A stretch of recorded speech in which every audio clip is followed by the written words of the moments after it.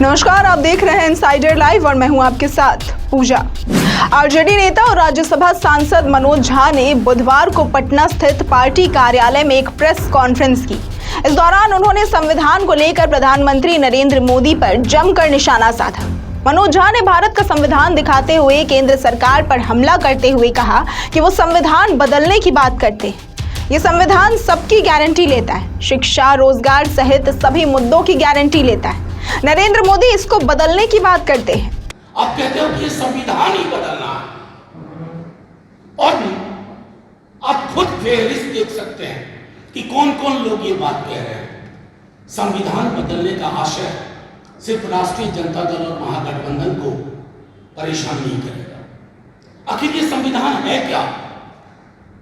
ये आरक्षण की गारंटी है, शिक्षा की गारंटी है, रोजगार की गारंटी है।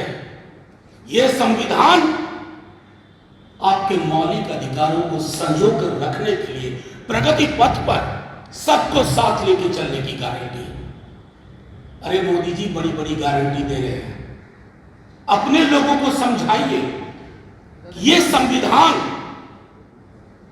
जिसने इस देश को सांस लेने की जगह दी, उन तमाम घरों में जिसमें चिराग नहीं था, रोशनी नहीं थी, वहां तक रोशनी पहुंचाने का काम किया। आप उस संविधान को बदलने की बात कर रहे हो। क्यों? क्योंकि आपको वो व्यवस्था चाहिए। संविधान बनने के पहले महीनों साल तक संविधान सभा की बैठकें हुई। मैं दुख के साथ कह रहा हूं कि प्रधानमंत्री जी के अंदर इतनी संवेदना नहीं है, इतनी समझ नहीं है कि संविधान सभा की बैठकों का आकलन करें। मनोज झा ने कहा कि संविधान में संशोधन हो सकता है, आप बदल नहीं सकते हैं। उन्होंने कहा कि मोहन भागवत ने 9 वर्ष पहले संविधान की समीक्षा की बात की थी। केंद्र पर हमला करते हुए कहा कि ये लोग आरक्षण खत्म करने वाले, देश की जनता इसका ख्याल रखे। उन्होंने कहा कि ये संविधान नहीं रहेगा तो देश भी नहीं रहेगा, बस नागपुर के विधान ही रहेगा। अब देश की जनता को ही संविधान बचाना है। तो आज चुनाव कुछ नहीं है, चुनाव संविधान को कलेजे से रखने का चुनाव, कलेजे से सटा करके किस पर जो भी बुरी नजर पड़ेगी उस नजर का नजरिया बदलने में। और वो मैं अकेले नहीं करूंगा।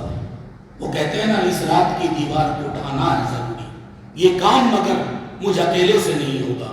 ये सिर्फ तेजस्वी जी से नहीं, सिर्फ हमारे राष्ट्रीय अध्यक्ष से नहीं, सिर्फ राष्ट्रीय जनता दल से नहीं, एक एक व्यक्ति को सोचना होगा। दलित, बहुजन, पिछड़े, अत्यंत पिछड़े, आदिवासी समाज, अकलियत और प्रगतिशील वर्ग, चाहे किसी भी जाति का। ये संविधान नहीं रहेगा तो ये देश नहीं रहेगा, देश की एकता नहीं रहेगी, देश की अखंडता नहीं रहेगी।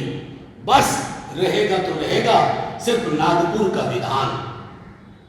संविधान और नागपुर के संघ के विधान में मीलों मीलों का फासला है। इस फासले को मिटने ना दें बिहार की जनता, देश की जनता। आखिर यही संविधान था ना कि तेजस्वी जी आपके समक्ष बिहार के लिए परिवर्तन पत्र लेके आए। एक एक चीज इसी संविधान से निकल रहा है। नौकरी, स्वास्थ्य, गरीब महिलाओं का सबलीकरण लाख रुपए के माध्यम से, इस सब संवैधानिक व्यवस्था है। क्योंकि संविधान कहता है डायरेक्टिव प्रिंसिपल्स में कि सत्ता और संसाधन का एकत्रीकरण चंद हाथों में हो, ये रोकना है। ये सारी चीजें वहां से निकली। मनोज झा ने कहा कि बिहार में नौकरी का मतलब तेजस्वी यादव है। यहाँ प्रधानमंत्री इस पर बात भी नहीं कर रहे हैं। रोजगार और मणिपुर के मुद्दे पर क्यों नहीं बोल रहे हैं? हमें प्रचार मंत्री मिले हैं। नरेंद्र मोदी को आईना लेकर चलना चाहिए, अब आईना ही उनको सच दिखाएगा। नेता प्रतिपक्ष डेली नौकरी पे बात कर रहे हैं, महिलाओं के आर्थिक सबलीकरण पे बात कर रहे हैं, अग्निवीर को पुरानी व्यवस्था पर लेने की बात कर रहे हैं, रेलवे की नौकरियों को 14 के पहले की व्यवस्था पर लेने की बात कर रहे हैं। प्रधानमंत्री जी, एक शब्द मैं आपसे आग्रह करता हूं, ईमानदारी से बता दीजिए, जिस राज्य में नौकरी का मतलब तेजस्वी हो गया है, हमारे भाजपा के लोग भी ये कहते हैं, उस राज्य में प्रधानमंत्री जी नौकरी पे चुप रहते हैं। उस राज्य में प्रधानमंत्री जी ठोस मौलिक मुद्दों पर चुप रहते हैं। जिस दिन प्रधानमंत्री जी लोक सरोकार के मुद्दों पर बोलने लगेंगे, इस देश को अपना प्रधानमंत्री मिलेगा। अभी तक हमें प्रचार मंत्री मिला है जो प्रधानमंत्री के पद की गरिमा से गैर वाकिफ। ऐसी तमाम खबरों और जानकारियों के लिए देखते रहें इनसाइडर लाइव।